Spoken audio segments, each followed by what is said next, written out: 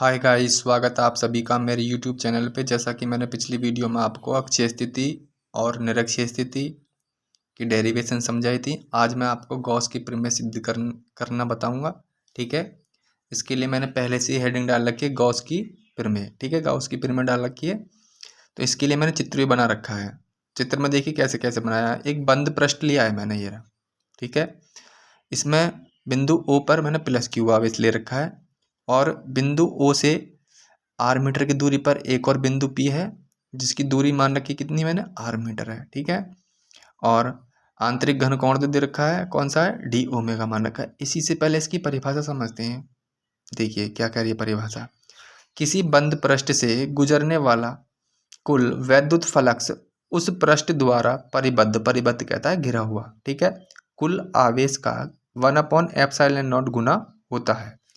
तो इसका फॉर्मूले की बात करेंगे तो phi E equal to Q का होता है 1/ε0। तो क्यू की गुणा एक में करेंगे, क्यू एकम क्यू और बटे में ε0 नहीं आ जाएगा तो क्यू बटे ε0 हो गया। ठीक है, अब चित्र के बारे में समझेंगे। माना एक बंद पृष्ठ ए के भीतर बिंदु ओ पर प्लस क्यू आवेश, माना पृष्ठ के भीतर कोई बिंदु पी है ये वाला।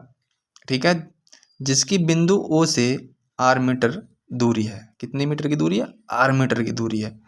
तो देखिए प्लस क्यू, इसकी प्लस क्यू के बारे में बात कर रहा है। प्लस क्यू आवेश के कारण बिंदु पी पर वैद्युत क्षेत्र की तीव्रता मैंने पहले ही समझाया था कितनी होती थी वो, E equal to 1/4πε0 into Q upon R square. समीकरण मैंने इसे फर्स्ट मान लिया है। क्या मान लिया है, फर्स्ट मान लिया है। वैद्युत क्षेत्र ई वेक्टर तथा क्षेत्रफल सदिश डी ए वेक्टर, ये वाला डी ए वेक्टर, ठीक है, के बीच का कोण कितना दे रखा है हमारा, नहीं दे रखा तो मैं मान लेता हूँ क्या है जी हमारा, थीटा। क्या है, theta.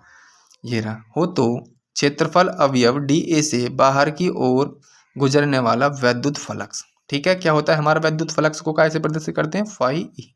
Phi E equal to हमारा होता है E vector into D A vector.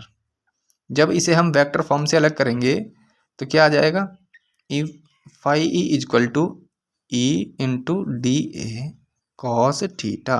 क्या आ जाएगा जी, कॉस थीटा।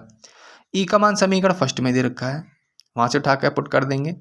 रखिए तो phi E equal to 1/4πε0 into Q बटे आर स्क्वेयर, तो सेम रहा। और आगे का ये नहीं कि नहीं, डी ए कॉस थीटा। ठीक है, तो क्यू की गुणा यहाँ कर लीजिए। Phi E equal to 1/4πε0 into इस क्यू की गुणा करेंगे तो क्यू एकम क्यू हो जाता है, मैंने क्यू बना दी। ठीक है, अब इसकी हम मल्टीप्लाई कर लो तो क्या हो गया, डी ए कॉस थीटा और अपॉन में आर स्क्वेयर। ये वाला जो मान आया निकल के, ये वाला मान आया हमारा डी ओमेगा का, इसकी जगह क्या रख देंगे हम, डी ओमेगा। तो क्या हो गया, Q upon 4πε0 into D omega. ठीक है, देखिए अतः संपूर्ण पृष्ठ ए से गुजरने वाला कुल वैद्युत फ्लक्स क्या हो गया हमारा, फाई ई इक्वल टू, संपूर्ण के लिए निकाल लें तो ये हो जाएगा रेखीय इंटीग्रल। तो इसमें क्या आ जाएगा, Q upon 4πε0 into D omega. इसे तो हम बाहर ले लेंगे। Phi E equal to Q upon 4πε0 into रेखीय इंटीग्रल में क्या हो गया हमारा, डी ओमेगा। ये किसके बराबर होता है, 4π के, किसके बराबर, 4π के बराबर। तो Q अपॉन 4πε0 इंटू 4π, 4π से 4π कैंसिल हो जाएगा। तो फाई ई इक्वल टू क्या हो गया हमारा, Q अपॉन ε0। यही हमें सिद्ध करना था गाउस की प्रमेय। ठीक है, इसे एक बार फिर से समझेंगे। देखिए एक बार फिर से परिभाषा क्या कहती थी, किसी बंद पृष्ठ ए से गुजरने वाला कुल वैद्युत फ्लक्स उस पृष्ठ द्वारा परिबद्ध मीन्स घिरा हुआ कुल आवेश का 1/ε0 गुना होता है। फॉर्मूले की बात करेगा तो यह आएगा phi E equal to Q upon ε0। माना एक बंद पृष्ठ ए के भीतर बिंदु ओ पर प्लस क्यू आवेश है। ठीक है, माना पृष्ठ ए के भीतर कोई बिंदु पी है जिसकी बिंदु ओ से आर मीटर की दूरी है।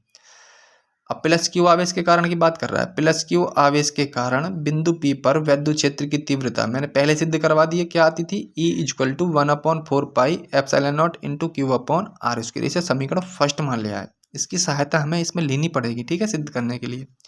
तो देखिए, वैद्युत क्षेत्र E वेक्टर तथा क्षेत्रफल सदिश dA वेक्टर के बीच का कोण क्या था हमारा, थीटा हो, तो क्षेत्रफल अवयव dA से बाहर की ओर गुजरने वाला वैद्युत फ्लक्स को कैसे प्रदर्शित करते हैं, फाई ई से। Phi E = E vector into dA vector.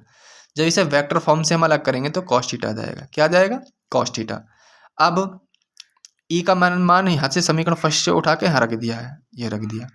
इसमें Q की गुणा यहाँ कर दिए, Q एकम Q, और बटे में जो था वही, इसकी गुणा इन दोनों की गुणा यहाँ कर दिए 1 में, तो यहाँ पर 1 बचता ना, उसमें कर दिए। तो ये वाला जो मान आ रहा है, ये आ रहा है हमारा किसका, d ओमेगा का, इसकी जगह d ओमेगा रख देंगे, ठीक है। अब निकालेंगे संपूर्ण पृष्ठ के लिए। अतः संपूर्ण पृष्ठ A से गुजरने वाला कुल वैद्युत फ्लक्स, तो फाई ई = रेखीय इंटीग्रल, रैखिक समाकल बोलते हैं इसे, ठीक है। और जो हमारा पीछे आ रहा था ना, वो फाई का मान उठा कर रख देंगे। इसमें से इसे तो मैंने कॉमन ले लिया है, ये बच गया रैखिक इंटीग्रल में, इसका मान होता है 4π, क्या होता है इसके लिए, 4π। 4π से 4π कट जाएगा, तो यही